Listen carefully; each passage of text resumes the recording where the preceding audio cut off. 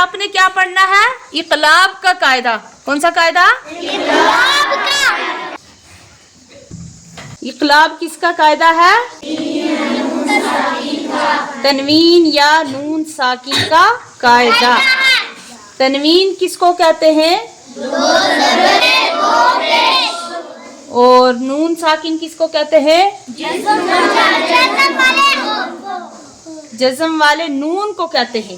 جزم والے نون کو کہتے ہیں نون ساکن. ہاں، جیسے یہ ہے جزم والا نون، اور تنوین ہے یہ. تنوین کون سی ہے؟ یہ دو زبر، دو زیر، دو پیش، اس کو کہتے ہیں تنوین. کتنا قاعدہ ہے تنوین یا نون ساکن کا؟ تیسرا قاعدہ ہے. اس سے پہلے آپ نے کتنے قاعدے پڑھے تنوین یا نون ساکن کے؟ دو قاعدے پڑھے. کون کون سے؟ اظہار اور اخفا. تو حروف اخفا کتنے ہیں؟ 15. حروف حلقی کتنے ہیں؟ 6. اقلاب میں کتنے حروف آئیں گے؟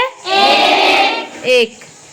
جیسے آپ نے بتایا حروف حلقی میں 6 آئیں گے، حروف اخفا میں 15 آئیں گے. تو اب یہ تیسرا قاعدہ ہے تنوین یا نون ساکن کا. تو اس میں کتنے حروف آئیں گے تنوین یا نون ساکن کے بعد؟ 1.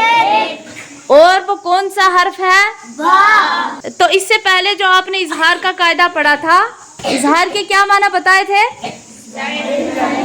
ظاہر کرنا. کس کو؟ تنوین یا نون ساکن کی آواز کو ظاہر کرنے کو اظہار کہتے ہیں. اور اخفا کی کیا معنی ہے؟ چھپانا. یعنی تنوین یا نون ساکن کی آواز کو چھپا دیں گے جب تنوین یا نون ساکن کے بعد حروف اخفا کے 15 حرفوں میں سے کوئی حرف آ جائے گا. اب اقلاب کا معنی کیا ہے؟ اقلاب کا جو لغوی معنی ہے وہ ہے پلٹنا، بدلنا. اور اصطلاحی معنی یہ ہے کہ ایک حرف کو دوسرے حرف سے بدل دینا. ایک حرف کو دوسرے حرف سے بدل دینا. یہ کیا ہے؟ من بخیلا. من بخیلا ہے. یہ کیا ہے؟ من بخیلا. لیکن اس کو پڑھیں گے کیا؟ مم بخیلا. کیا پڑھیں گے؟ من بخیلا. بدلا یہاں پہ کیا؟ نون کو میم سے بدل دیا. نون کو میم سے بدل دیا. پہلے تھا میم نون زبر من. اب جب من کے آگے با آ گئی، من کے آگے کیا آ گئی؟ با. تو اس کا من پڑھنا مشکل ہو گیا.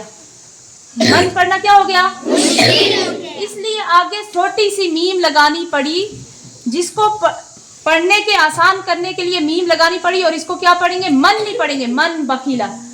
اس کو آسانی کے لیے میم لکھنی پڑی. اور اس کو آپ پڑھیں گے میم میم زبر مم. یعنی نون کو کس سے بدل دیا؟ میم سے بدل دیا. اس بدلنے کا نام ہے اقلاب.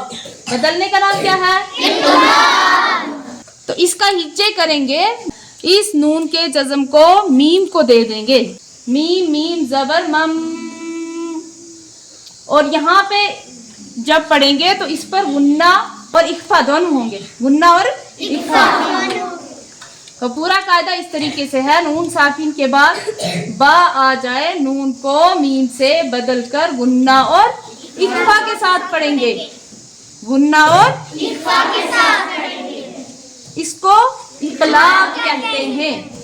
میم میم زبر مم، با زبر با، مم با. خا زیر خی، مم بخی. لام زبر لا، مم بخیلا. ہاں، غنہ اور اخفا کیسے؟ مم بخیلا. یہ تھا نون ساکن کا قاعدہ. اسی طریقے سے آتا ہے تنوین پر قاعدہ. کس پر آتا ہے؟ تنوین پر قاعدہ. یہ کیا ہے؟ لنصفعا بالناصیہ. تو لنصفعا اصل میں تھا لنصفعا. اصل میں کیا تھا؟ ان. لیکن آگے جب با آ گئی تو اس کا ان پڑھنا مشکل ہو گیا، تو بیچ میں کیا لگا دی؟ میم. اب اس کا ہجے کریں گے. لام زبر لا، نون سین زبر نس، لنس. فا زبر فا، لنسفع عین میم زبر ام. اس کا ہجے کیسے کریں گے؟ عین میم زبر ام لنسفع ام.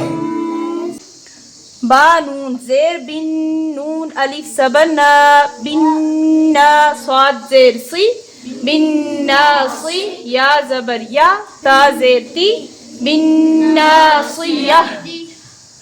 تو اب یہاں پہ کیا قاعدہ کیسے بتائیں گے؟ تنوین کے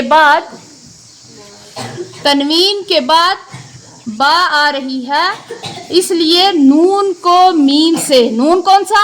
جو تنوین کے اندر سے نون کی آواز آتی ہے نا، ہاں تنوین کے اندر سے بھی نون کی آواز آتی ہے، اس نون کے بارے میں ہے نون کو میم سے بدل دیں گے. نون کو میم سے بدل دیں گے، ہاں نون کو میم سے بدل کر غنہ اور اخفا کے ساتھ پڑھیں گے. غنہ اور اخفا کیسے کریں گے؟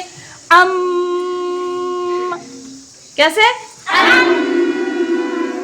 ہاں ایسے لنسفع بالناصیہ. ہاں تو یہ کس کا قاعدہ ہے؟ تنوین یا نون ساکن کا قاعدہ ہے.